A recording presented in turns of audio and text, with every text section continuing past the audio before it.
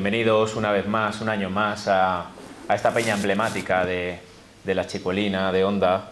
Bueno, muchísimas caras conocidas, la peña del natural de Vallduxó, que hoy va a recibir ese galardón, de esa medalla al final de la charla. Agradecer una vez más la confianza depositada, es el segundo año consecutivo que acudo a esta peña tan emblemática y de tanta solera de la provincia de Castellón, y para mí es un placer.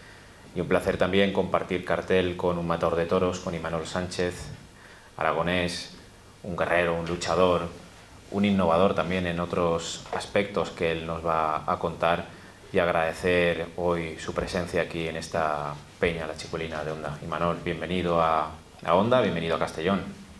Bueno, muy buenas tardes, muy buenas noches a todo el mundo. La verdad que no ha sido fácil, ¿verdad, Salvador?, poder cerrar la fecha, y bueno, pues estoy muy contento de estar aquí, de abrir fronteras, por así decirlo, y bueno, poder compartir un rato hablando de lo que más nos gusta, que es de toros, entre otras cosas. Bueno, pues vamos a hablar de toros, porque hoy aquí hay un nutrido grupo de aficionados muy buenos. Luego abriremos turno de preguntas para que podáis hablar con Imanol y os contestaremos a todo lo que queráis.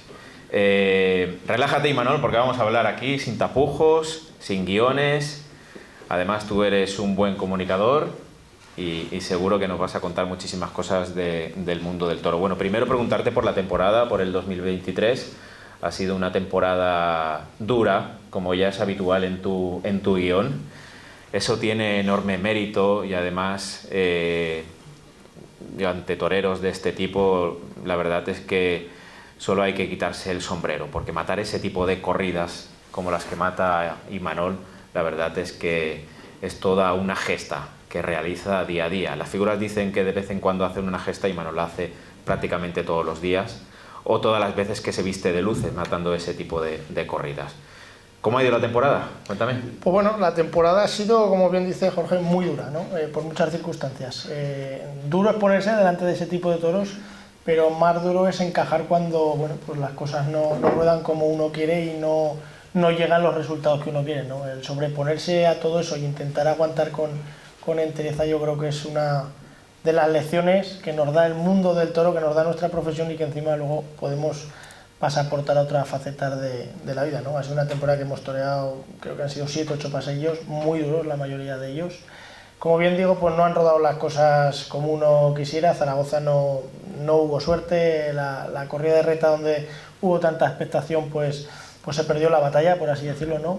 Y luego, bueno, pues ha habido alguna corrida más potable, pero que no ha tenido la rotundidad, por así decirlo, que tuvo la temporada 2021, ¿no? Pero bueno, para eso somos matadores de toros, para sobreponernos a todas circunstancias, aunque seamos exigentes con nuestras carreras, y bueno, la carrera continúa y la vida también, y en ello estamos, ¿no? Te quedaba ese último cartucho de final de temporada, que era Zaragoza, tu tierra, tu plaza, una plaza de primera, televisada, además, no recuerdo, esa no era televisada, una corrida concurso, y bueno, pues allí tampoco se dieron las cosas como...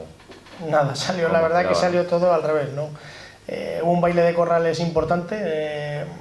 A las 12 de la noche del día antes matábamos 2 toros, a las 12 de la mañana matábamos otros 2.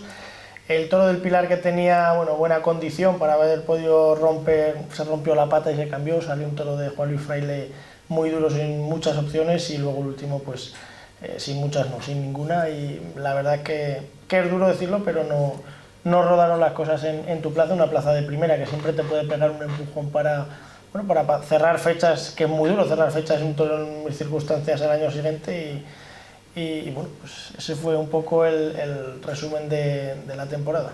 Bueno, tú eres de Zaragoza, una plaza de primera que tuvo siempre tanta categoría, y hemos visto cómo en los últimos años está decayendo un poco esa feria del Pilar.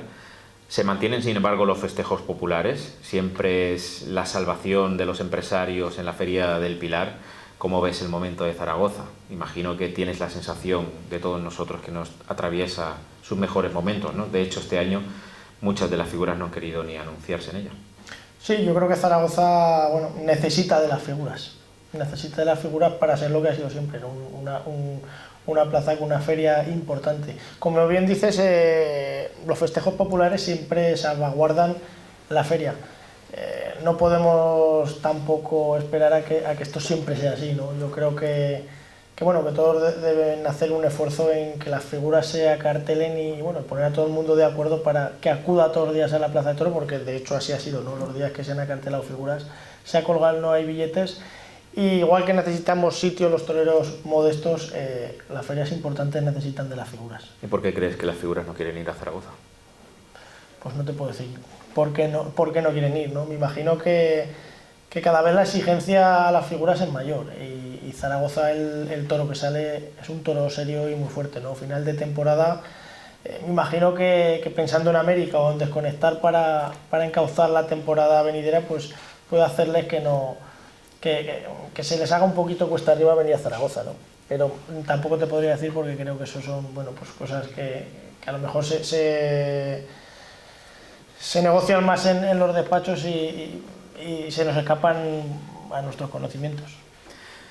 Vamos a hablar de una corrida que ha marcado un poco la temporada, que ha sido la corrida de Estella, la corrida de Reta, de Castanavarra.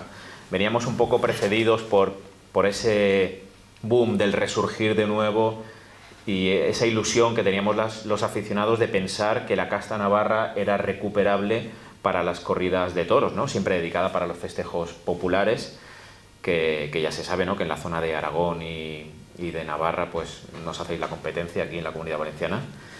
Y bueno, venías precedido de una corrida, de haber matado una corrida de Arriazu, que conoces perfectamente, en la que triunfaste. Reta había lidiado anteriormente una corrida en Ceret, que no salió como se esperaba, y estaba esta de Estella, ¿no? Que mataste tú y que fue, me decías antes, como ir a la guerra prácticamente, ¿no? Pero con un 600. Sí, son retos. Los retos unas veces se ganan y otras se pierden, ¿no? Venía precisamente de matar la corrida de Arriazu, que fue una corrida dura, pero en la que pude triunfar y en la que, bueno, pues hubo un sinfín de sensaciones, ¿no? Yo me acuerdo que el día de antes de matar la corrida me pegué todo el día vomitando y le eché la culpa a que me había traído mi hermano un chocolate caducado. El miedo. Era el miedo, ¿no? Las circunstancias es que salió todo de cara, ¿no? Corté 3 orejas, me acuerdo que, bueno, era un pueblo, era Torres de la Alameda, pero el respeto que me profesó toda la gente que había allí, había mucha gente del 7 de Madrid, vino gente de Francia, pues para mí ha sido uno de los días más bonitos de mi vida porque haces un esfuerzo y lo sientes recompensado. ¿Y verdaderamente te sirvió aquello? O sea, no recompensado en el cariño, sino recompensado después en volverte a contratar o... Pues no como yo hubiera pensado, porque creía que podía entrar en Francia, pero bueno, dentro de lo malo, bueno, pude cerrar otra corrida de toros en un pueblito cerca al año siguiente, pero bueno, yo creo que se quedó un poco para mí, ¿no? Como te decía, después de cómo lo pasé, viví cosas muy bonitas y fíjate cómo era la presión, que me acuerdo que llegué a la habitación del hotel y me pegué, yo creo que debajo de la ducha llorando 40 minutos y no era Madrid, no era La Venta, no era Zaragoza, no era Sevilla, pero yo creo que cuando uno hace un esfuerzo y se entrega en cuerpo y alma a estos retos y salen bien, pues se siente el hombre más feliz del mundo, ¿no? Hombre, yo imagino que pasarías miedo porque nadie mejor que tú conoce la ganadería de Arriazu, ¿no? Porque prácticamente estás allí todos los días y tentas muchas vacas, ¿no? Pues prácticamente puedo decir que soy un hijo más de la ganadería y que si Manuel Sánchez es torero en parte gracias a ese hierro, ¿no?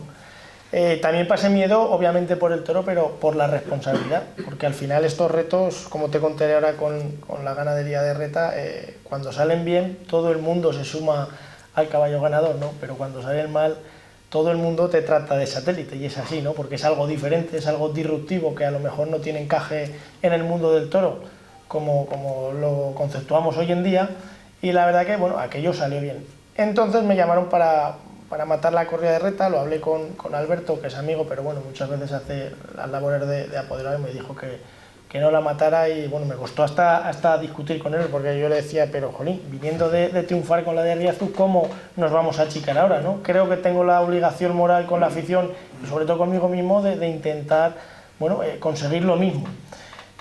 Yo iba sabiendo que iba a ser un poco más duro que la corrida de Arriazu, pero no me imaginaba aquello, ¿no? Aquello fue una guerra, nunca mejor dicho. Acabamos cuatro toreros en la enfermería, fue muy complicado matar la corrida, fue muy difícil, todos estábamos al unísono Y bueno, aquello no salió como uno quería, ¿no? Me pegó una cornada que me traspuso el brazo, estoy a punto de quedarme inválido para toda la vida, pero más que la cornada lo que duele es no ganar el reto, ¿no? Que al final pues muchos aficionados sí que tienen esa sensibilidad de saber lo que han visto, pero hay otros que probablemente, como es lógico, ellos pasan por taquilla y a lo mejor no es como querían ver en este caso a Imanol o a otros compañeros, y la verdad que yo creo que aquello marcó un poco el devenir de la temporada, porque costaba mucho ponerse delante de ese tipo de corridas cada tarde. Y bueno, la verdad que sí, como te decía antes, fue una lección el intentar sobreponerse a todo aquello que vivimos y a que no salían las cosas pues con el triunfo que uno desea siempre. ¿Crees que hay un público, cierto sector de la afición que le gusta ese tipo de corridas? ¿O crees que no encaja de ninguna manera la casta navarra, digamos, en el concepto del toreo actual de la tauromaquia? Yo creo que ese concepto del toreo como tal, hoy en día el 90% del aficionado no lo entiende, porque si el toreo se conceptuó, pasó de ser algo defensivo y algo basado en las piernas a algo más estético, cuando revoluciona todo Juan Belmonte, fue por algo, ¿no? Hoy, queramos o no, dentro de unos parámetros buscamos que haya cierta parte estética y emocionarnos con eso. Obviamente, para mí, personalmente, por mi manera de entender el toreo, creo que el toro tiene que tener una emoción y tiene que tener algo, ¿no? que ponga unas complicaciones y que el torero, yo hablo personalmente, tenga la capacidad de sobreponerse a ellas y sacar el fondo del toro. ¿Qué pasa? Que cuando todo tiene que ser sobre piernas o aquello es una guerra, creo que muchas personas no conceptúan o no entienden ese concepto del toreo tal y como lo entendemos todos hoy en día. Digamos que, por ejemplo, hay otro tipo de ganaderías que sí son más complicadas para el toreo de muleta, tampoco quiero dar nombres, pero sin embargo ofrecen un espectáculo en el caballo. En este caso, la corrida de Reta tampoco ofreció ningún espectáculo en el caballo, totalmente al contrario, ¿no? No, probablemente no fue como la de Cerendo, pero no fue una corrida que, digamos, fue de punta a punta el caballo, ¿no? Yo creo que está conceptuado pues como estaba hace 120 años, cuando decían dio 14 varas. ¿Por qué dio 14 varas? ¿No? Porque a lo mejor iban, pegaban un picotazo, se iban, mataban un caballo, volvía el otro. Entonces es otro tipo de selección, es otro tipo de manera de investir, que creo que, bueno, que para conceptuarlo dentro de lo que es la fiesta de los toros hoy en día hay que depurarlo más y buscar unos parámetros que se tienen que basar en la bravura y en la embestida. Entonces no eres optimista con la recuperación de la casta navarra, por ejemplo, para la lidia. Sí soy optimista porque vengo precisamente de matar una corrida de toros de Arriazu en la que embistió, o sea, fue una corrida de toros dura, hubo toros de todo el tipo, hubo un toro muy bueno, hubo toros medios y luego hubo toros muy complicados, pero sí que tenían un fondo que iban para adelante y que embestían. Entonces sí que creo que es, bueno, seguir apostando por ella y basar unos criterios de selección a muy largo plazo. Nos estamos centrando mucho en Reta, habría que darle más protagonismo a Arriazu, entonces, porque salió mucho mejor que lo de... Y sin embargo es una ganadería dedicada única y exclusivamente a los festejos populares. De hecho fue algo exclusivo. Creo que es lícito decirlo porque cualquier ganadero hubiera deseado lidiar este año un toro en Zaragoza. A Arriazu le pidieron por activa y por pasiva que fuera un toro suyo a la concurso de Zaragoza, y estos ganaderos creo que lo son y son señores. Ellos saben a qué se dedican, saben que su nicho de mercado está en el festejo taurino popular, y dijeron a la empresa, por respeto a la afición y por respeto al resto de compañeros y de ganaderos, que ellos se dedicaban a otra cosa y que era demasiado ir con un toro a la corrida concurso de Zaragoza para lidiarlo. Bueno, de hecho lo podemos contar, la corrida que mataste de Arriazu no la vendió directamente el ganadero Arriazu, sino que esa corrida la compró otro ganadero.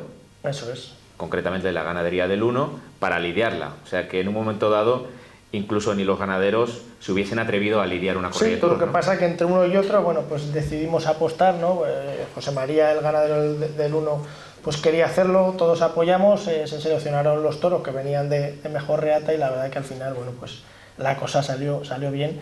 También, bueno, es una ganadería que a lo mejor es una de las cosas importantes a tener en cuenta para recuperar este tipo de ganado para la lidia, ¿no?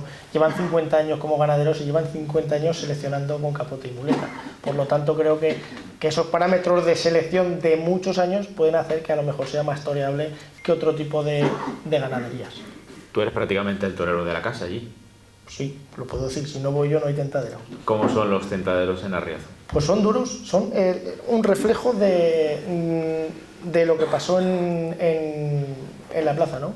Salen animales de todo tipo, serios, muy serios, porque puede haber vacas con 2 años y medio que pesen 400 kilos, salen animales imposibles, salen animales con muchas teclas que tienes que ir haciéndolos para poder estructurar una faena, y luego salen animales buenos. Un detonante común de la casta navarra es que prácticamente no te los puedes enroscar en el culo, tiene que ser todo muy en línea recta, y sobre todo, aunque parezca paradoja, cuanto más bruto es el animal, más suave tienes que ser tú a la hora de citar y a la hora de echar. Eso es muy complicado, ¿no? Mucho, sobre todo cuando ves que los pitones vienen por dentro, que hasta última hora no se abren, pero claro, cuando conoces un poco la casa es una de las maneras de adaptarse a las embestidas. Y a ti te ha valido, Imanol, eso, porque muchas veces se dice que ese tipo de embestidas o ese tipo de ganaderías como que perturba un poco el concepto artístico a lo mejor de los toreros, ¿no? Te lo cuento porque, por ejemplo, aquí en la Comunidad Valenciana suele pasar, a los chiquillos, a los que están empezando, les suelen decir que no toren ganado autóctono de la tierra porque cogen vicios, torean quizá un poco más a la defensiva y eso les influye mucho en su toreo. ¿En tu caso? Pues puedo decir que sí. O sea, al final es cierto que yo creo que el secreto de un torero o de un artista o de cualquier persona en la vida, ya lo vamos a abrir a todo, es saber quién es, cuáles son sus capacidades y dónde quiere ir, ¿no? Si a un pez quieres que sea un fenómeno subiendo un árbol, va a ser imposible, ¿no? Sin embargo, un koala puede ser un fenómeno subiendo un árbol. ¿Qué quiero decir con esto? Que yo sé que no soy un torero artista. Yo siempre me he definido, bueno, por el valor, por adaptarme a las embestidas complicadas, entonces siempre he hecho énfasis en ese tipo de toreo. ¿Qué es lo que pasa? Que ese tipo de corridas y sobre todo el ganado de la tierra, que nosotros decimos, pues presenta unos condicionantes en los que muchas veces toreas a la defensiva, y cuando te acostumbras a eso, a lo mejor te sale un animal con unas condiciones buenas, pero te cuesta verlo porque es bravo o porque tiene unas complicaciones, y en vez de perdonarle todo eso y adaptarte con suavidad a las condiciones buenas que tiene, de primeras, hasta que cambias el chip, te pones a la defensiva. Entonces eso puede hacer que muchas veces con un toro bueno te cueste que la faena vaya para adelante en buen concepto antes de lo que deberías. O sea, cambiar el chip te cuesta, ¿no? Claro.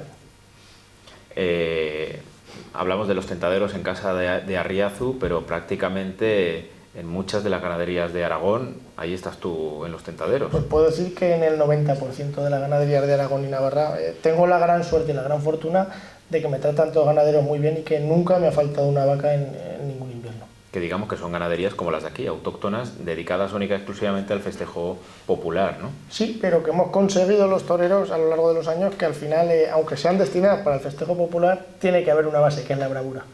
Y hemos conseguido que casi todas ya tienten con capote y con muleta, incluso que ya tienten con un caballo de picar. ¿Y eso no va a la contra de lo que seleccionan ellos a la calle? ¿Les puede engañar? ¿No les puede engañar? O sea, la que es buena para vosotros quizá no sea buena para ellos. Sí, pero claro, ellos tienen la suerte, en el festejo popular se tiene la suerte de que tú puedes, en la lidia normal tú solo mides al toro una vez. Si tuviéramos la suerte a lo mejor de medir esa bravura otro día, probablemente saldría mejor o peor. Al final los toros creo que son como las personas. Puede influir el aire, puede influir que ese día el viaje haya sido largo para que sea mejor o peor. En el festejo popular, como lo puedes medir más días, tú sabes cómo va a ser o no va a ser. No obstante, los parámetros básicos es la bravura. Si un animal no tiene bravura, es imposible que luego funcione de verdad en una calle, en un concurso de recortadores o en cualquier cosa. Luego ahí ellos ya ven pues, unos parámetros de que no quieren que humillen tanto, de que a lo mejor aunque sean bravos no quieren que tengan esa nobleza, y con esos parámetros van seleccionando. ¿Te has encontrado alguna vez con alguna sorpresa para bien? Te cuento, una vaca que haya embestido tan bien, que dices, joder, si esta vaca lleva las estrellas, nadie dice que no es de Jandilla, por ejemplo. Muchas. No se lo imaginaría la gente, muchas. También hemos toreado muchas, pero muchísimas vacas te sorprenden en todo tipo de ganaderías. Como también te sorprenden en ganaderías de muy buena referencia que sean auténticas criminales. Y para eso son los tentaderos, ¿no? Para depurar una ganadería y para sacar el futuro. Por ejemplo, háblame de alguna ganadería que tú creas que tenga futuro, digamos, para la lidia, de las de Aragón, que nosotros no conozcamos. Pues ahora mismo los Maños, ¿no? Yo creo que es una ganadería extraordinaria, ¿no? Que si no me equivoco, va a lidiar una corrida de toros en Madrid, Zaragoza salió extraordinaria y empezó también del festejo taurino popular. Sí que es cierto que luego fue cambiando todo, pero hoy en día yo creo que los aragoneses podemos presumir de tener una ganadería de primera, ¿no? Tú eres aragonés, no eres navarro. Soy aragonés, lo que pasa que desde muy pequeño, por vínculos familiares, pues estaba a caballo entre Navarra y Aragón, entre Navarra y Zaragoza, y de hecho nací como torero en la Escuela Taurina de Tudela. Bueno, eso te ha ayudado también, ¿no? Digamos, a poder entrar en muchas plazas de Navarra, los que te consideraban de Navarra, ¿no? Más los que te consideraban de Zaragoza. Sí, yo siempre puedo decir que en Navarra me han tratado igual o mejor que en mi tierra, por lo tanto siempre está a caballo entre los dos sitios y tengo muy buenos amigos profesionales, muy buenos amigos aficionados y la verdad que muy contento de eso, claro. Si te dicen el año que viene que tienes una corrida de reta para matar, pues creo que me lo pensaría mucho.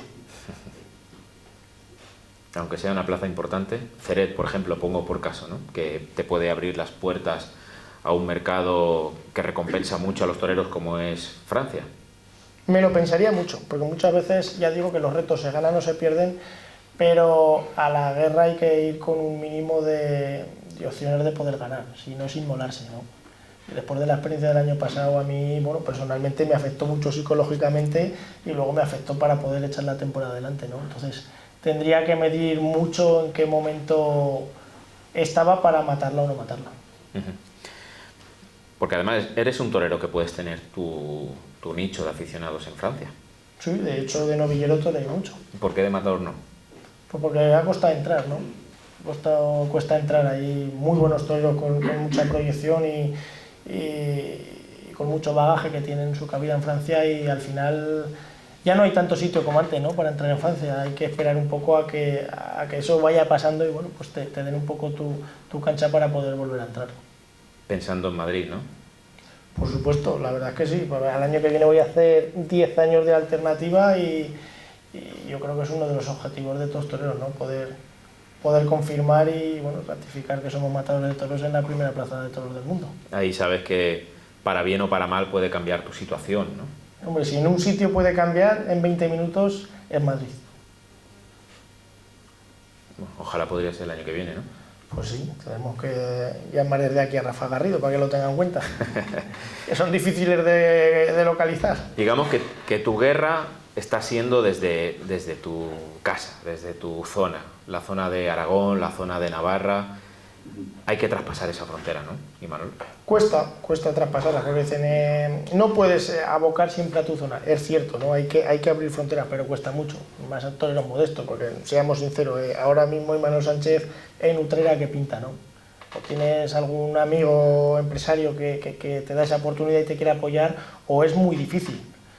Entonces yo creo que pasa pues, por eso, ¿no? Precisamente por circunstancias como triunfar en un Zaragoza, bueno, que es mi tierra, y te ponen en un Madrid porque confirmas, para poder ir abriendo mercado o poder entrar en Francia, que siempre dan oportunidades a los toreros modestos para seguir abriendo el abanico de oportunidades y seguir creciendo en la profesión. Has hablado de tu etapa de novillero, que toreaste muchísimo en Francia, es verdad. Háblanos de esa etapa, ¿la recuerdas con nostalgia?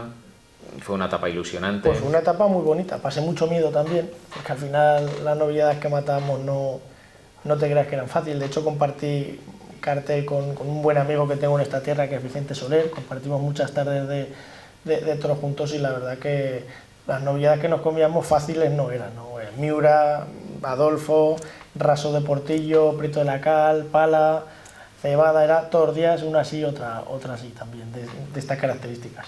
Luego tomas la alternativa y son casi 10 años, ¿no? de matador de toros, ¿no? ¿Cómo se mantiene la ilusión, Imanol?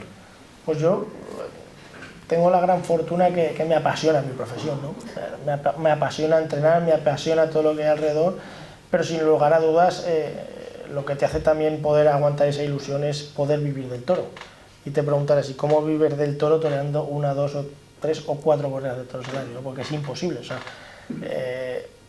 pues gracias a los festejos taurinos populares en Aragón, ¿no? Precisamente muchos profesionales, pues trabajando como directores de lidia en ellos, pues podemos sacar un sueldo y sobre todo tener un margen de tiempo para poder prepararnos, ¿no? Porque si trabajas 8 o 10 horas en un puesto de trabajo es muy difícil luego sacar las horas suficientes para poder entrenar y sobre todo tener la cabeza todo el día donde la tiene que tener un torero, que es en el toro, ¿no? Hagas lo que hagas, pero que siempre se haya focalizado hacia el beneficio de tu profesión y del toro. Otra vez los festejos populares salvando la tauromaquia, ¿eh? Efectivamente. Qué importantes son, ¿no?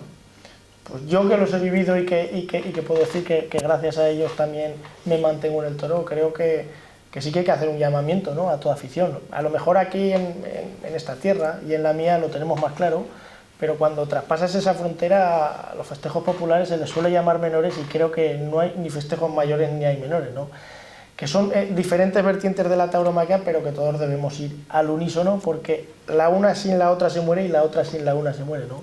Y creo que eso sí que deberíamos hacer énfasis todos los taurinos porque todas las tauromaquias en todas sus vertientes son muy importantes para salvaguardar lo más importante, que es el toro bravo. Años atrás sí que estaban mucho más denostados, ¿no? Pero yo creo que los ganaderos, sobre todo los ganaderos, se han dado cuenta de la importancia, el peso que tienen los festejos populares, ¿no? Muchas ganaderías sobreviven gracias a ellos.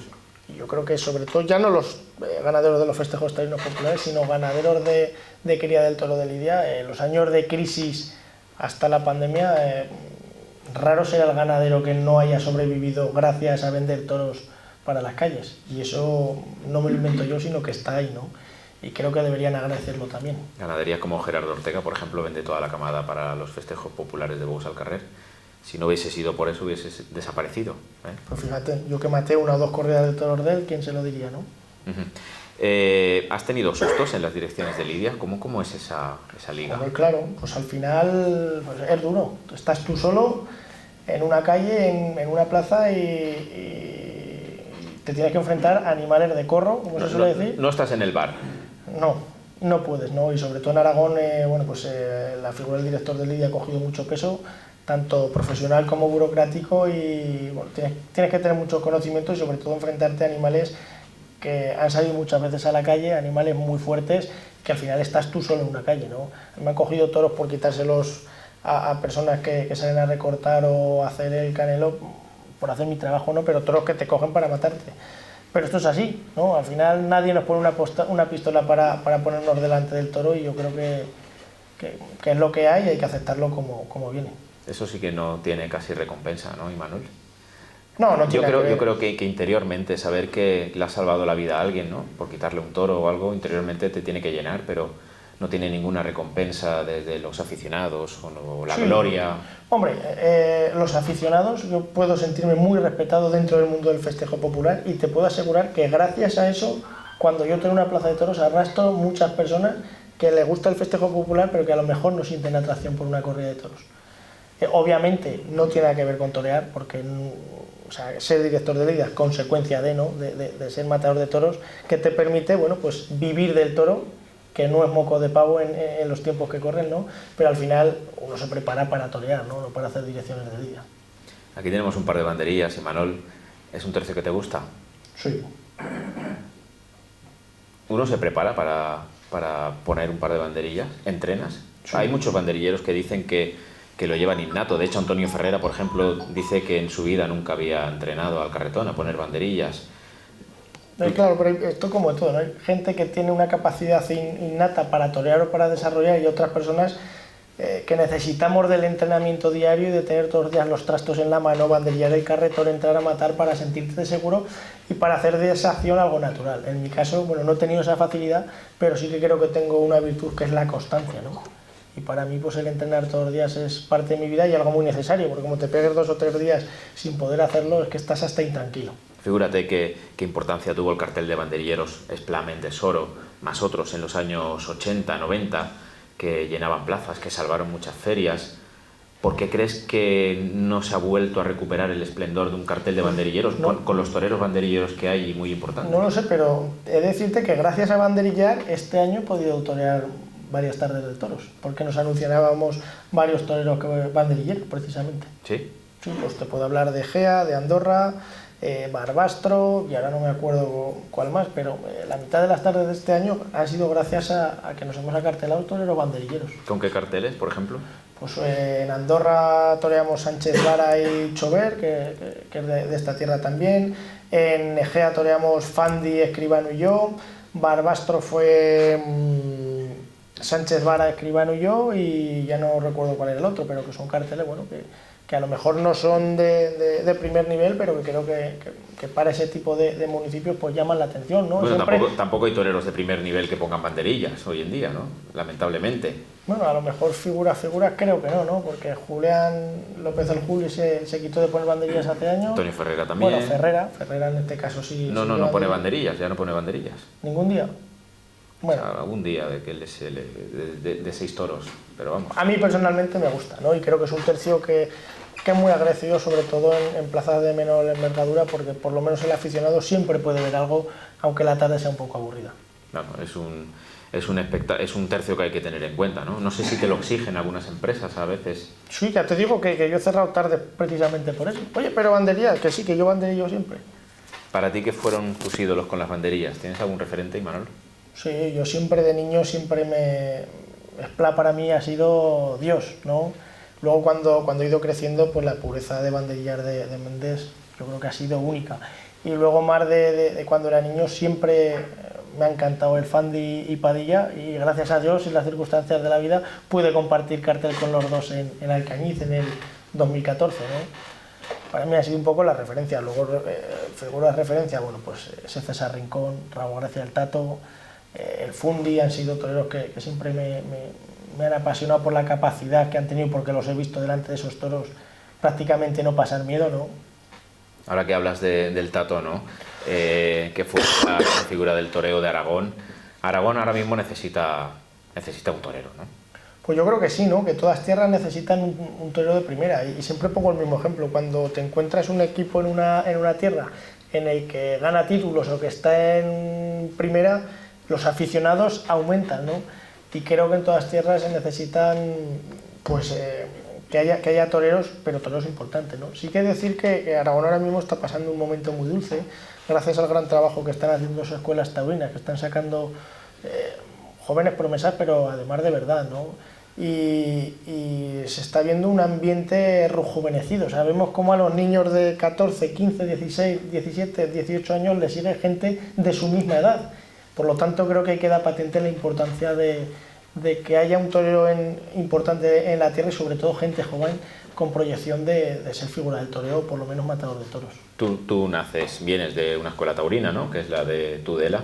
¿Defiendes las escuelas taurinas? ¿Para ti te ha servido?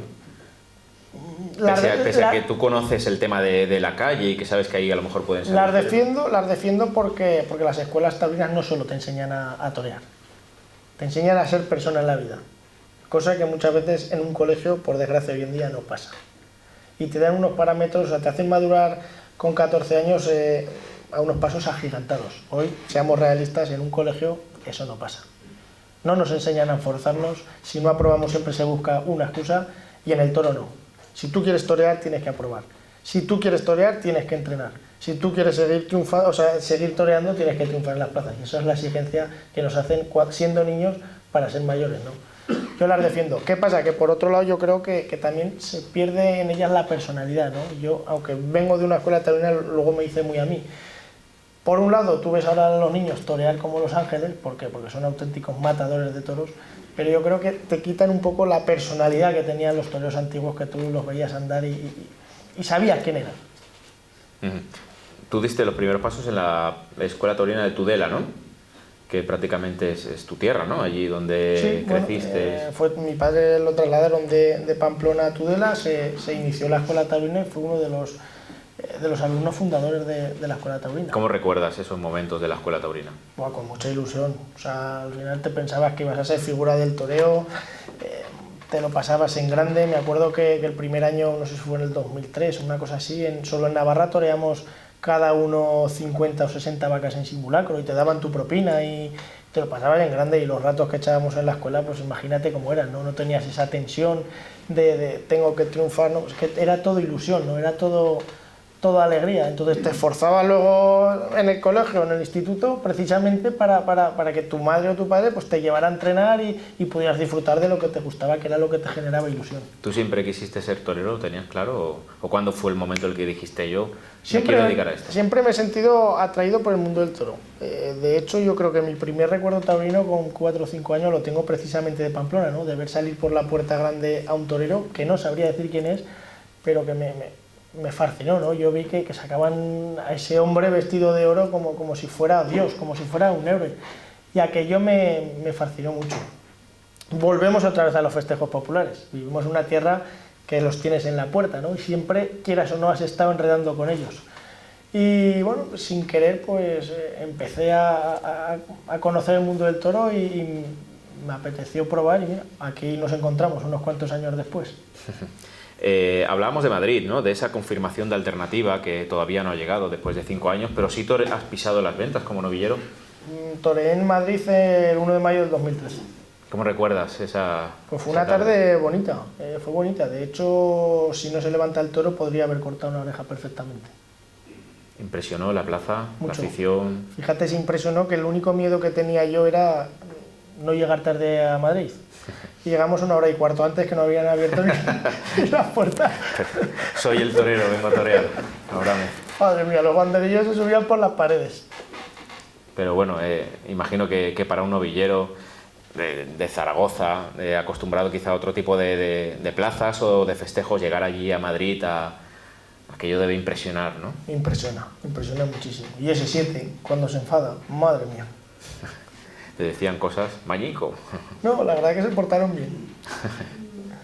Bueno, para la presente temporada, Imanol, ¿tú crees que puede cambiar el sino de tu carrera? ¿Sabes si hay algo programado, algo ilusionante? Bueno, la verdad a seguir luchando, a seguir esperando, a seguir que vuelvan a llamar al teléfono, que llamen a tu amigo Alberto. Yo creo que el sino de todas las temporadas es eso, ¿no? Luchar y empezar de cero. Yo me acuerdo mucho la gran figura del toreo para mí, que así me has mirado, que era Pepín Liria, y él decía que su temporada empezaba siempre en Sevilla. Dependía el resto de la temporada de Sevilla, ¿no? Pues en mi caso es igual. Dependerá de la primera tarde y de intentar, bueno, pues que te vayan poniendo y de ver cómo evoluciona la temporada para sumar fechas. ¿Y ahora el invierno cómo es? ¿No hay direcciones de lidia? ¿No hay festejos? Bueno, tengo la suerte de que estoy metido también en 20.000 proyectos que me hacen, bueno, estar activo 100% en todo, ¿no? Sí que es verdad que ahora, después de la temporada tan dura, sobre todo psicológica que ha sido esta, desde que acabé en Zaragoza, prácticamente desconectado del mundo del toro, ahora volvemos otra vez al campo, volvemos a entrenar con ilusión y pensando en el año que viene, pero como te digo, siempre estoy inmerso en muchos proyectos, sobre todo proyectos, bueno, dedicados un poco en la comunicación, parte de ellos también comunicación y mundo del toro, ¿no? Para enseñar al mundo lo que es este mundo tan bonito, y la verdad es que no paro.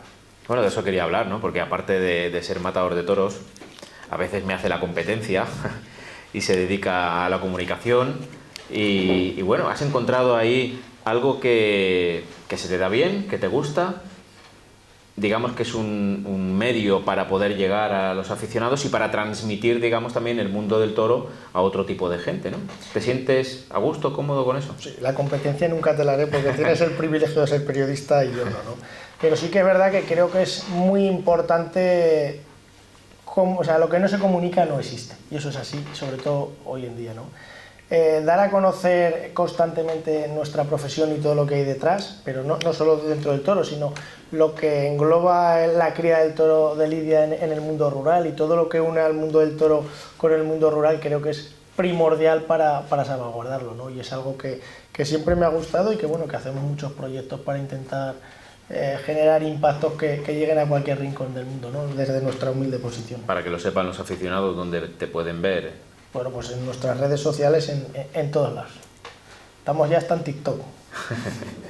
Bueno, eso deberían tomar ejemplo también, ¿no? Muchos toreros, que es un mundo como tan cerrado, tus compañeros, ¿verdad? Que les cuesta tanto llegar a la gente, a los aficionados. Antes decíamos que la Peña La Chicuelina entregaba sus trofeos y dejó de hacerlo porque las figuras no querían venir a recoger. Imagínate un premio, ¿no? Que tú vendrías como loco para hacerlo. Ese hermetismo es tan malo para la fiesta, ¿verdad? Yo creo que Lo malo es que al final el estar en redes sociales, por así decirlo, hay un mensaje bidireccional, ¿no? Cuando tú salías en un periódico antes solo era unidireccional, o sea, la gente opinaba un poco en el bar y ya está. Aquí generas un feedback bueno, pero muchas veces es negativo, que te lo comes directamente. Tener la capacidad de poder echarte todo eso a las espaldas y que no te afecte es muy duro. Entiendo que encima a niveles como las figuras del toreo todavía más, pero creo que es indispensable estar ahí. Lo es. Y yo siempre, bueno, yo puedo presumir de ser uno de los pioneros, no sin críticas, incluso vetos, cuando yo empezaba, ¿no? Porque algo tan disruptivo de alguien que encima no es figura del toreo, que por aquel entonces era un simple novillero sin caballos, pues puede generar no solo miedo, sino rechazo.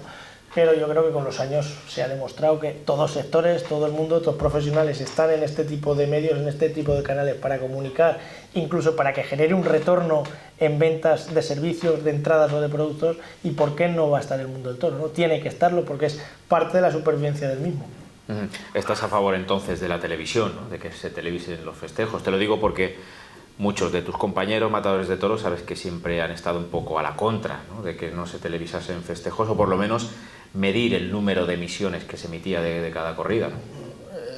Es que es necesario. O sea, al final, si el toreo no es algo social, si el toreo no es algo que está en la calle y queda de manera residual, como pasó con el boxeo, al final se muere. O sea, el toro tiene que estar en la tele, tiene que estar en un periódico, tiene que estar en un informativo. Es necesario que tengamos presencia normalizada en la sociedad. Entonces, se debe televisar, se deben dar noticias en informativos, se nos debe conceptuar como algo normal. Aunque no somos normales, porque es una fiesta única, ¿no? Pero que se nos conceptúe como parte de la sociedad, no como algo residual. Bueno, tú, ya que te veo tan puesto en las nuevas tecnologías, te quiero preguntar, parece ser que la feria de San Isidro, también la feria de Fallas, se va a dar por una plataforma nueva que es OneFootball a través de streaming. No tengo muy claro cómo va a ser esa idea. ¿Cómo crees que va a caer eso en el aficionado? Acostumbrado quizás a verlo siempre en un determinado canal temático, que es el canal Toros, pues tener que cambiar ahora a otra plataforma. Yo creo que no podemos morir a un único medio, ¿no? Quiero decir con esto que hay que hacer un estudio de mercado para saber el target de espectadores que tiene el mundo del toro. ¿Qué quiero decir con esto? Que si el 80% son personas que a lo mejor no tienen acceso a redes sociales, pues la fiesta se va a morir. Si es un 80% de personas jóvenes, pues va a sobrevivir. Pero yo creo que es algo muy positivo, pero que no deberíamos dejar de lado tampoco la televisión convencional, porque es muy necesaria. ¿A ti te han televisado muchas tardes? Pues la verdad es que solo una. Solo una. ¿En tu caso es necesaria la tele? Por supuesto. Por supuesto. Bueno, yo en mi caso yo creo que en el todo torero que quiere arrancar una temporada fuerte, ¿no? ¿En Aragón se apoya en ese sentido? De ninguna manera. Y de hecho, bueno, los festejos populares se retransmiten y dejan un SAR de audiencia un poquito por debajo del fútbol.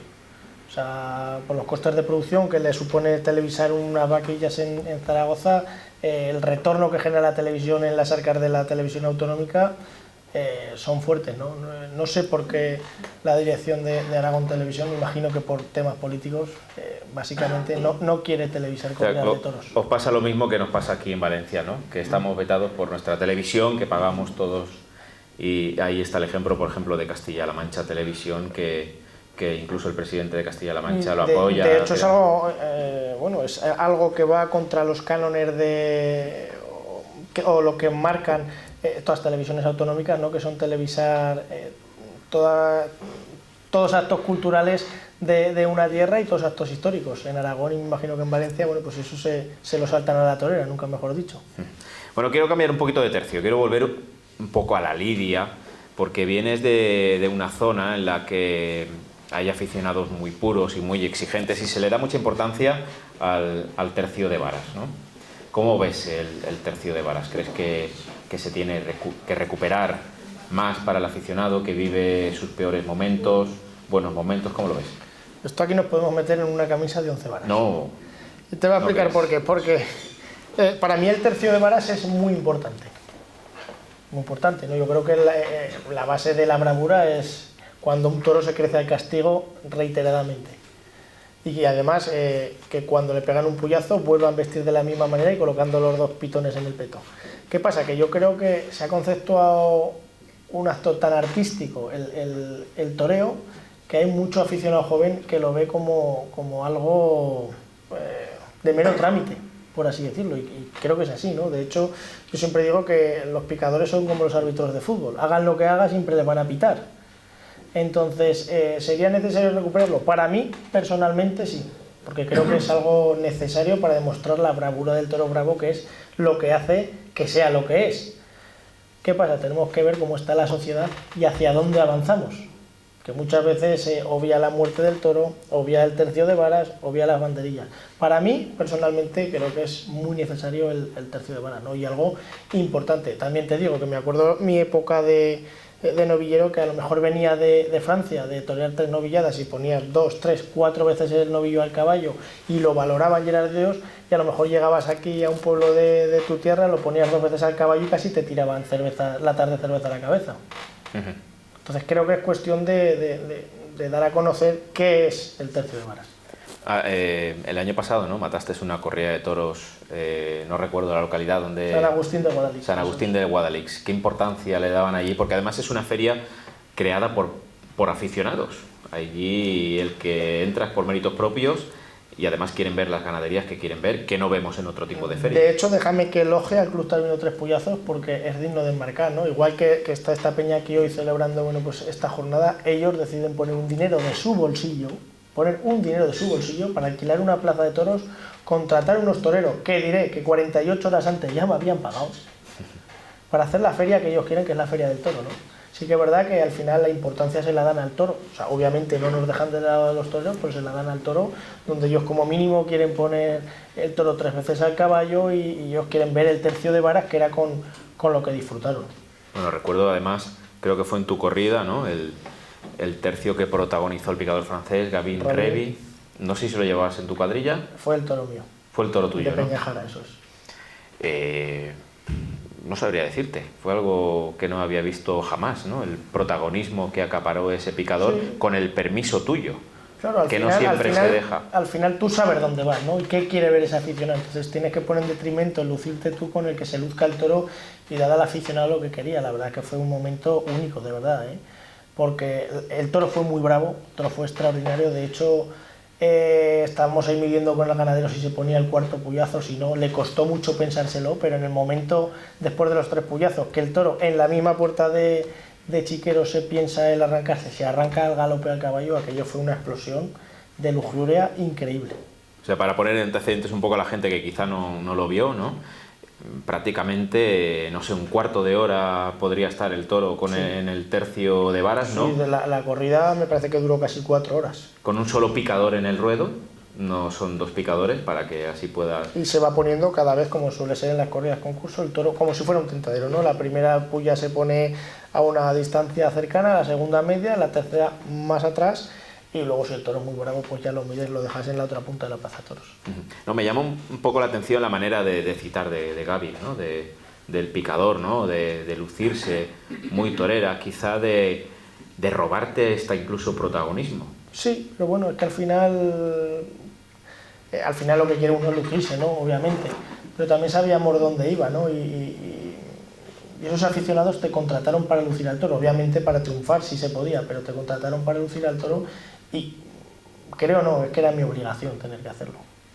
Luego el toro, evidentemente, de Peña Jara acusaría el castigo, ¿no? Muchísimo, esos toros, todo el toro, incluso los bravos, después de 4 puyazos y un cuarto de hora arrancándose al caballo, pues imagínate, se agarran muchísimo al suelo. Claro, entonces compensamos al aficionado con un gran tercio de varas, pero le robamos, digamos, esa última parte que es la de la muleta.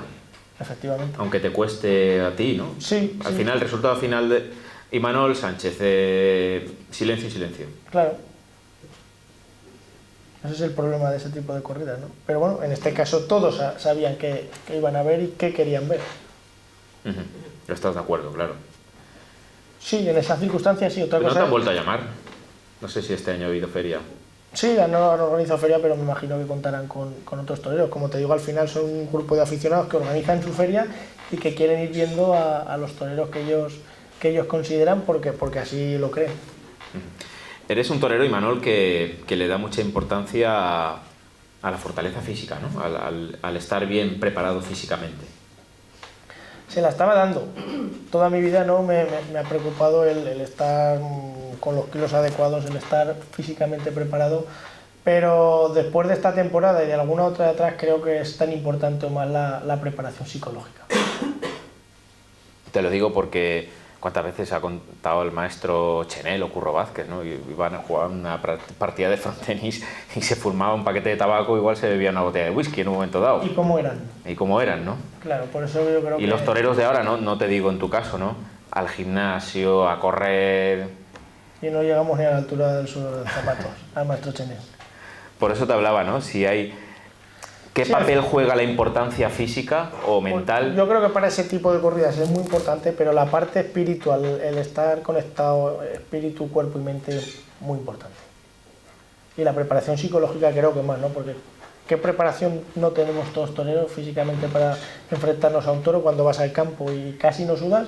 Sin embargo, llegas a una plaza de toros y te encuentras al 25%. Te pesa el capote de paseo, te pesa la muleta. Piensas que sí tendrás capacidad de darle un muletazo a un toro cuando lo estás haciendo todos los días. Por eso te digo que después de este año tan duro, ya venía viéndolo unos años atrás, pero después de este año tan duro creo que todavía tiene más importancia la parte psicológica. ¿Y eso cómo se entrena? Pues no sé, ir a algún psicólogo o algo, habrá que hacerlo porque... Es la predisposición, ¿no? El corazón. Mentalizarse, ¿no? Y bueno, pues siempre hay... Bueno, los deportistas de élite lo tienen, ¿no? Un psicólogo o gente cualificada para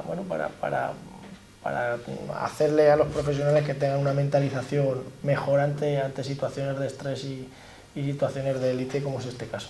O sea, por lo que entiendo, has ido al psicólogo alguna vez para este tema. No porque lo volvería loco.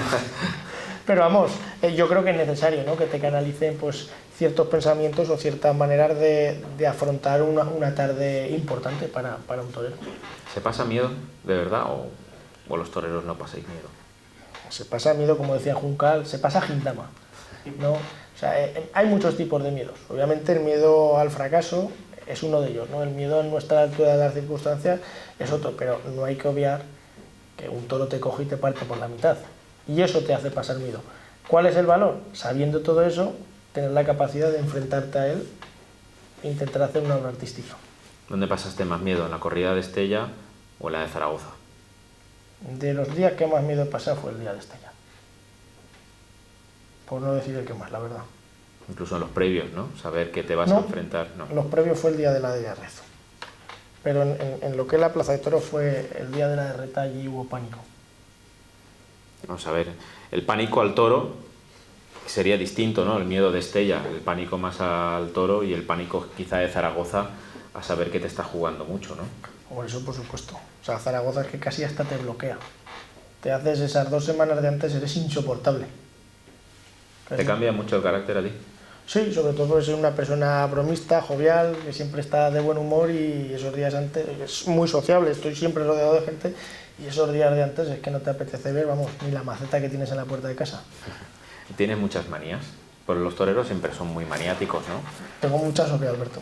No, la verdad es que solo yo creo que tengo una o dos. No pasar por debajo de ningún andamio y que la cama del hotel esté a la izquierda. No sé si son muchas o no, pero... Bueno, un poco raras igual sí. No, y sobre todo el tema de cuando estás en el hotel, ya que hablas tú, ahí cuando empezáis a vestirse cambia totalmente, ¿no? Total, o sea, es que es una transición increíble. ¿En qué sentido? Pues yo creo que acaba allí la persona y empieza el torero, ¿no? Cuando uno empieza a vestirse... Cuando uno empieza a vestirse ya ve que aquello no es una broma, que aquello empieza de verdad y la película ya cambia. ¿Cuáles son los percances más graves que has tenido en tu carrera? Pues he tenido mucha suerte, ¿no? Porque me han cogido, voy a tocar madera, gracias a Dios, los toros para reventarme y tuve uno de novillero en Soria que se me quedó medio cuerpo paralizado un par de semanas de un golpe en la cabeza y bueno, prácticamente pues ese ha sido lo más grave. Esta cornada de Estella también, porque estuve a punto de perder la movilidad de la mano para siempre y, por decirte algo, pues esos han sido los más graves. Muchos toreros, ahora que están en tu situación, antes hablabas de tu compañero Vicente Soler, también lo hizo. Aquí en Castellón, en Onda, precisamente, tenemos un matador de toros que es Paco Ramos, que dada la situación tan complicada de poder torear en España, ha tenido que viajar a Perú con corridas, yo no sé si como la de Estella de Arriazu, pero muy parecidas. He estado en Perú. Has estado en Perú, ¿no? Te iba a decir, ¿no? ¿Cómo es? Bueno, allí es como aquí, ¿no?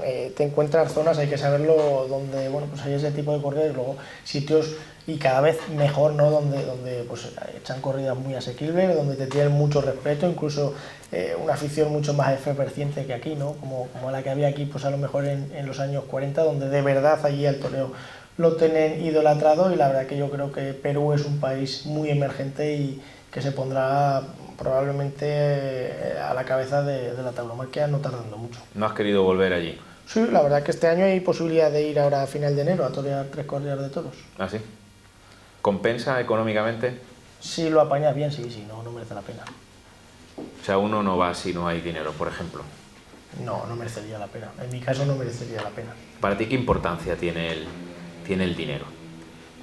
Joder, nos ha jodido. Hombre. Te digo porque nosotros los periodistas, ¿no? Tantas veces que hablamos con, evidentemente, las figuras del toreo, muchos toreros, no, el dinero para mí no es importante, yo... Hombre, no es importante, te diré, cuando tienes 50 millones de euros en el banco, ganar uno más uno menos no pasa nada. Cuando estás tieso como yo, tener alguno es importante. ¿Entiendes lo que te quiero decir? Pero fuera bromas, creo que el dinero es importante. Pero ¿no? motiva. Bueno, el dinero, que yo creo que no hay que ser hipócritas en esto, ¿no? Obviamente, yo voy a tentar a una ganadería y me pongo delante de un toro y no me importa el dinero. Pero cuando tú vas a torear y la gente pasa por taquilla y es una relación empresarial, el dinero es importante, porque yo tengo que pagar a mi gente, tengo que pagar mis hoteles y obviamente pues también es importante que puedas vivir de tu profesión. Importante no, es necesario. Entonces creo que el dinero es importante no solo en el toreo, sino en cualquier profesión. Sí que es cierto que, quieras o no, no sé si está pagado lo que te pagan con jugarte la vida delante de un toro. Por eso sí que hay una parte de romanticismo dentro de esto. Pero vamos, la pregunta, ¿es importante el dinero en el mundo del toro? Yo diría que sí, y necesario. Por ejemplo, la predisposición que tiene uno sabiendo que te van a pagar a cuando vas a torear un toro a puerta cerrada, ¿no? Muchas veces no puede ser lo mismo, ¿no? ¿Tú eres de torear toros a puerta cerrada? Sí, y la verdad es que me exijo, incluso intento no afeitarlos mucho, porque al final lo que le perdonas a un toro afeitado no es lo mismo que a un toro en puntas, ¿no? Entonces intentas que sea con la mayor realidad posible, incluso intento ponerme el traje de luces. ¿En el campo? En el campo, sí. O sea, lo haces lo más real posible a lo que... Pero al final no toreas mucho, entonces intentas que en un entrenamiento pues sea lo más real posible. Se nota, por ejemplo, ahora dices que te pones el vestido de luces para hacer un entrenamiento a puerta cerrada. Cuando uno ha habido años de, por ejemplo, en la pandemia, de prácticamente no torear, se nota cuando uno se pone un vestido de luces. Muchísimo, tenemos que pensar que la chaquetilla es rígida, un traje de luces puede pesar hasta casi 10 kilos, ¿no? Si está muy cargado, y te limita mucho los movimientos. Estamos acostumbrados los toreros a entrenar en verano con un pantaloncillo de chándal corto, y luego la realidad no es esa, ¿no? En Zaragoza tenéis buen sastre taurino, ¿no? Pues ya no, porque ha cerrado. Ha cerrado. Daniel, sí. Daniel Roqueta, ¿no? Que ha vestido a grandes figuras del toreo, a muchos de los pues toreros. Este año ya estuvo el hombre, el pobre, bueno, casi más en el otro lado que aquí, pero como buen torero sobrevivió y al final tuvieron que cerrar la sastrería. Bueno, Aragón, ya ves, qué gran tierra de taurinos, ¿no? Qué afición hay en esa zona vuestra, ¿no? De Zaragoza. Pues qué voy a decir yo, ¿no? Para mí la mejor. Teruel, ¿has hecho el pasillo en...? Sí, toreé en Teruel en el año 2016, justo el día antes que desgraciadamente murió Víctor Barrio. ¿El día antes? Justo el día 8. Que fue la corrida de 6... Daniel Ramos. 6 toreros. Eso es. Toreo también Abel Baich, de aquí de Castellón. Jesús Duque y Román, que estuvo extraordinario con un toro muy complicado. O sea, que conservas ese trágico cartel de aquella feria. Sí. ¿Vistes la corrida del día siguiente? No, yo estaba en Pamplona, me fui a ver la corrida a Pamplona. De José Escolar. Sí, que también fue dura. Pamplona te gustaría hacer el paseillo, claro. Por favor, y con la de Miura. ¿Sí? Sí. Vamos, era mi sueño. Toma la alternativa en Pamplona y con la de Miura. Y imagino que todos los días vas allí a la Meca. Hola, ¿qué tal? Buenas tardes. Soy Imanol. Es complicado, ¿no? Porque al final Pamplona tiene muchas novias y bueno, pues hay unas exigencias, ¿no? Porque tiene que haber una criba en el que, bueno, pues tenemos que haber confirma el Madrid, por eso es complicado entrar, ¿no? Pero vamos, como todo, mientras haya ilusión y ganas de seguir en el mundo del toro, pues ahí estará. Pero bueno, siempre tira para los toreros de la tierra, ¿no? Para incluso las ganaderías de la tierra. Mira la de ganadería de Pincha, ¿no? Como lleva varias novilladas y sin embargo tú no has hecho el paseillo. De novillero sí, toré alguna novillada sin caballos que hacían por las mañanas allí, pero de matador ya no. De novillada con picadores no. No. Bueno, te preguntaba, nos hemos ido, ¿no? De la tarde esa de Teruel, de Víctor Barrio. ¿Cómo es aquello para un matador de toros? Pues yo creo que a todos nos impacta, ¿no? Porque al final pues es alguien, no tenía relación, pero el día de antes estuve con él, unos meses antes habíamos estado tentando y al final, bueno, pues son toreros que los ves con una capacidad, pues pasa como Fandiño, ¿no? O sea, como nunca piensas que te va a tocar a ti, cuando lo vives tan de cerca, yo creo que es una cura de humildad y de realidad de saber que es que el toro mata y que nos jugamos la vida de verdad delante del toro y sobre todo de darle valor los toreros a las cornadas y a todo lo que hacemos nosotros y lo que hacen los compañeros y cualquier persona que se pone delante de un toro. No, para el aficionado choca, ¿no? Pero te preguntaba como para un torero, ¿no? Si aquello mengua el valor, si da que pensar, imagino que estarías algunos días dándole vueltas a la cabeza, si vale la pena. Por supuesto que te hace reflexionar muchísimo y el que diga que no, yo creo que miente, ¿no? Pero fíjate tú esa capacidad de Curro Díaz, que al día siguiente toro en Pamplona, ¿no? Y si esa figura pues tiene esa capacidad, ¿por qué no vamos a hacerlo los demás? ¿Y por qué no debemos hacerlo los demás, ¿no? Yo creo que eso es la gran lección, una de las grandes lecciones que nos da nuestra profesión, sobreponernos a la muerte cada día, ¿no? E incluso, pues podría decir que hay toros que sabes que te pueden quitar la vida en un momento dado y sin embargo te la están dando, te están haciendo felices haciendo lo que haces. Sabéis que estás locos, ¿no? O no, porque yo creo que es una locura cuerda, ¿no? Porque al final haces algo que ciertamente tienes controlado porque tienes una preparación. Sí que es cierto que hay momentos que tú sabes que te va a echar mano un toro y tienes esa capacidad de que te da igual que tengas familia o cualquier cosa alrededor, que no te importa entregar tu vida al toro y al aficionado y te da igual que te mate un toro. Me acuerdo que el maestro Capea, el niño de la Capea, contaba que una vez toreó en la Plaza de Toros México y tal fue el éxtasis de las 50.000 personas que allí había, que ya no sabía qué hacer y que él solo deseaba que lo matara aquel toro, ¿no? Dice que tiró el capote, o sea, la muleta y se puso delante del toro de rodillas para decirle, mátame, ¿no? Cógeme. O sea, creo que cuando te entregas de tal manera a un toro te da igual absolutamente todo. Bueno, pobre México, que no tenemos toros esta temporada. Sí, eso leí el otro día. Me preocupa esas corrientes prohibicionistas de otros países, ¿no? Pero que no están muy lejos de aquí y debemos tener en cuenta, ¿no? Es necesario que estemos organizados y saber que hay condicionantes técnicos y burocráticos que nos pueden paralizar una feria de taurina, como bueno, pasó aquí, ¿no? En Sátiva creo que llevan años sin poder celebrar corridas de toros por cosas de estas, ha pasado en Gijón, pasó en Cataluña. ¿Os preocupa esa corriente a los toreros? A mí personalmente. ¿O parece que vivís al margen de eso? A mí personalmente sí. No es que me preocupen, es que me hacen daño, porque veo lo que pasa, ¿no? Que poco a poco nos van mermando y que es muy peligroso. Pero hay otra cosa que me preocupa más, ¿no? Este año parece que las estadísticas son más halagüeñas en que ha subido los festejos en plazas pequeñas, pero no debemos olvidar que se están dando un porcentaje mucho más pequeño de corridas de toros en plazas menores que hace 10 años. Y lo que no podemos perder es que se celebren corridas de toros en plazas pequeñas, porque si abocamos a todo que sean grandes ferias, creo que la base del mundo del toro se muere, ¿no? Y de aquí a unos años se diluiría al 100%. Bueno, pues con esta reflexión ya yo creo que damos por finalizada la tertulia con Imanol Sánchez y yo creo que ha hecho una faena de 2 orejas, así que se merece una gran ovación, ¿no?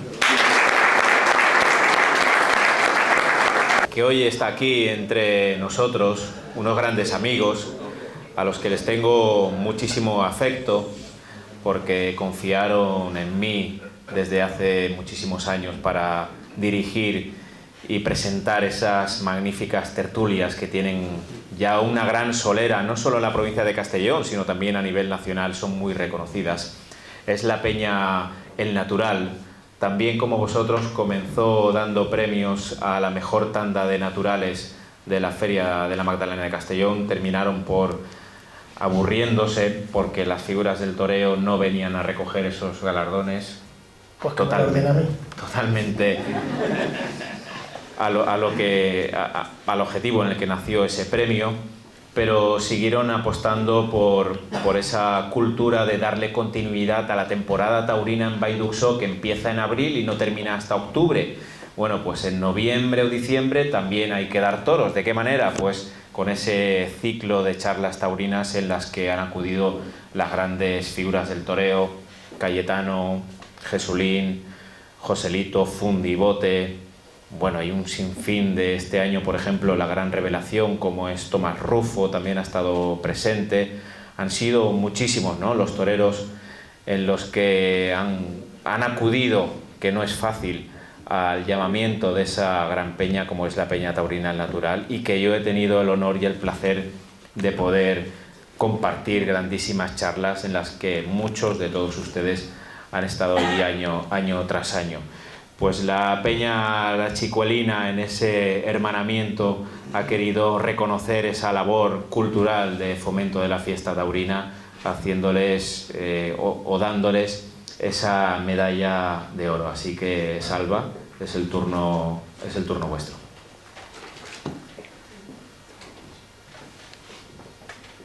Buenas tardes a todos.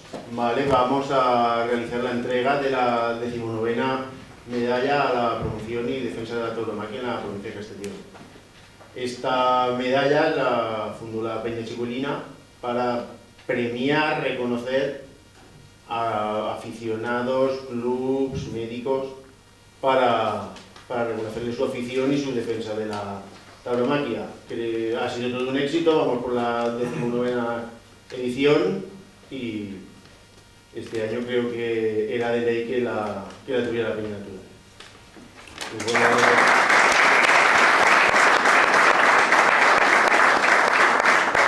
Voy a leer la acta de la reunión del jurado. Onda, siendo las 9 del día 11 de mayo de 2022. Se reúnen los componentes de la Junta Directiva en la sede de la Peña Cultural Taurina Chicuelina para pronunciar su valoración sobre la concesión de la 19 medalla de oro, o 19. Componentes del jurado: David Soria Marín, don Antonio Monferrer Puya, don Salvador Manuel Campos, don Antonio Redó Bonet, doña Gloria Prades Solsona y don Juan Monferrer Lavall.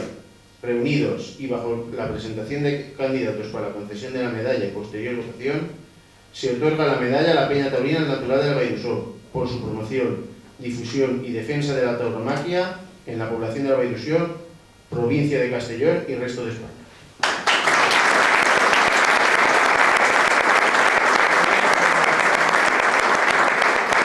Luego al presidente de la Peña Natural, Miguel, que se acerque para la entrega.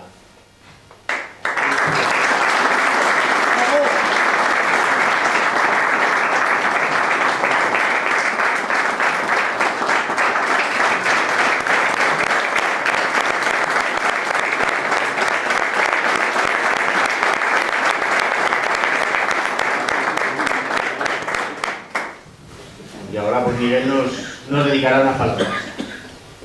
Bueno, unas palabras si me salen. Estoy muy emocionado personalmente. Es un placer reconocer que la Peña Cultural Taurina La Chicuelina reconozca la labor de la Peña Cultural Taurina El Natural. Es importante, nos da motivo a seguir luchando por lo que estamos luchando, que es la defensa de la tauromaquia en todos sus sentidos, ¿no? Me toca recoger la medalla a mí, pero bueno, han habido en estos 40 años de existencia pues varios presidentes, varios socios que también son o más partícipes que yo en esta medalla. Y tampoco quisiera olvidarme de que la Peña Cultural Taurina Natural pues se funda en el año 80. En el año 80 estaba de presidente aquí en la Chicuelina, Tonet, y su junta directiva, que nos cede los estatutos para montar las bases de la Peña Cultural Taurina Natural. Decir que las bases de la Peña Cultural Taurina son las mismas que la de la Chicuelina, por lo tanto estamos hermanados, ¿eh? Y nada más felicitar al torero Imanol, a mi querido amigo Jorge Casal por la tarde y la charla que nos han ofrecido, y como no a Salva. Muchas gracias por todo y poco más.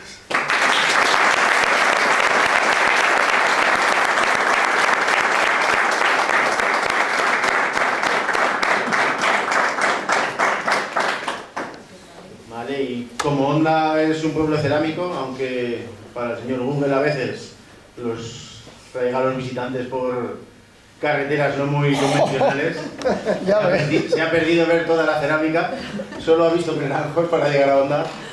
Le vamos a hacer entrega a Imanol de una bandeja cerámica para que recuerde a la peña y al pueblo de Onda.